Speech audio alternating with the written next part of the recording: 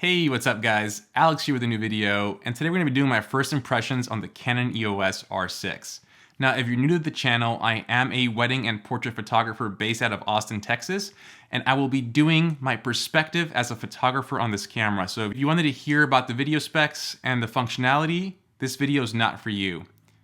Let's get started. Just like my R5 video, I want to talk about 2 pros and 1 con with this camera. So far I have used it for 1 wedding, 2 engagement sessions, 1 maternity session, and a few sessions with local models here in Austin, and I have a pretty good idea what this camera is about. My first pro is image quality.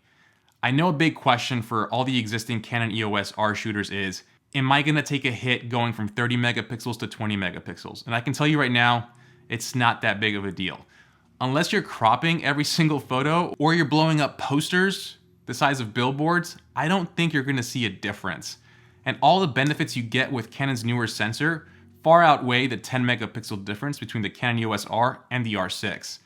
So just like the R5, these new sensors like to be underexposed. Highlight recovery isn't that great.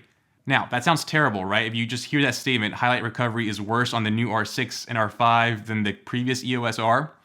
But if you shoot for the highlights and you underexpose, the shadow recovery is phenomenal on this camera.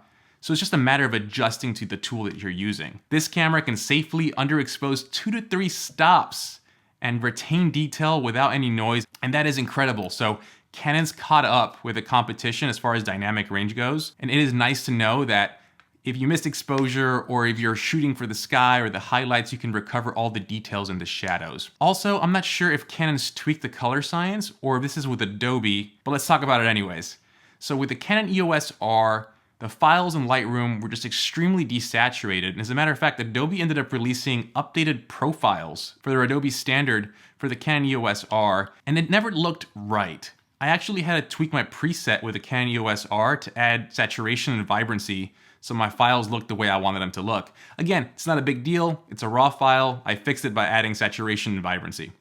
With the R6 and the R5, the color science has been tweaked, so I'm not sure if this is in the sensor or this is how Adobe reads them, but they're just punchier files. I actually had to reduce saturation and vibrancy with the R6 and the R5, but overall, I like the colors coming out of this camera. I actually filmed a comparison between the EOS R, and that's my next video, and I was surprised at how much more I like the colors and the files of the R6. So overall, shadow recovery is great, the new color science is great, image quality is great, and the 20 megapixel files are enough. Remember, this is the same sensor as the 1DX Mark III. This is the same sensor that photographers use in the Olympics, they use in the Super Bowl, they use in fashion campaigns. It is a phenomenal sensor, and I can't believe that Canon's offering it at $2,500, but that's a whole different conversation. So my second pro is the autofocusing system. So it is the same system as the Canon EOS R5, which is a camera that costs $4,500, and you're getting it for $2,500 on this camera. And it is phenomenal. It does not miss. Out of the wedding, the engagement sessions I've done, the maternity session, every situation I've put this camera in, it has not missed autofocus. That is insane. The hit rate's incredible, obviously the accuracy is incredible, and overall, extremely impressed at the fact that they did not cripple this camera. So those are my 2 pros. As far as my con goes, what's my con? What is my con? I have none. So far, I have not had any issues using this camera, and I've actually enjoyed the hell out of it. Let's talk about the differences between the R5 because some people want to know about it. The mode dial here on top, I actually prefer. It's easier to switch modes versus the R5 when I'm going to video, you have to press that button and then press the info button. Here you just kind of move the dial. The EVF is not the same. The LCD in the back is not the same either. I am an LCD shooter. I hardly use the EVF. Now I know some people are going to say, how do you see it in bright sunlight? It's not an issue for me because I'm always backlighting my subjects, so the sun's never really kind of hitting my camera. Throughout my weddings and engagement sessions, I'm usually holding the camera like this. So as far as the EVF goes, when using both cameras, I didn't really see a difference.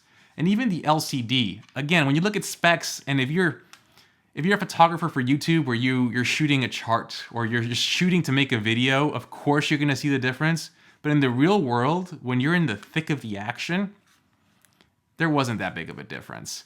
So overall, I am extremely impressed with the R6, and I think it's the ultimate camera for $2,500. Unless anything changes, this could be a major spoiler for my review, but I'm just extremely happy with this camera. The files are a pleasure to work with. The new ergonomics are so good. The button placement, everything about the camera is great. The IBIS, I won't talk about high ISO because I haven't really pushed it too far. I think I've only shot the 3200. But overall, I have zero complaints. This camera is a great deal for $2,500 and I think is an easy upgrade if you have a Canon EOS R.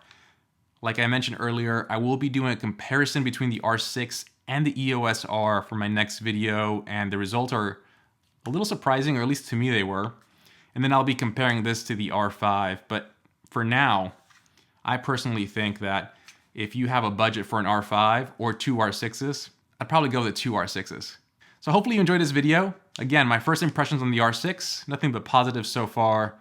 I'm still on the honeymoon stage, so hopefully I find something to nitpick in my next video. But guys, as usual, please like the video, please subscribe, and I'll see you on the next one. Have a good one, guys. Peace.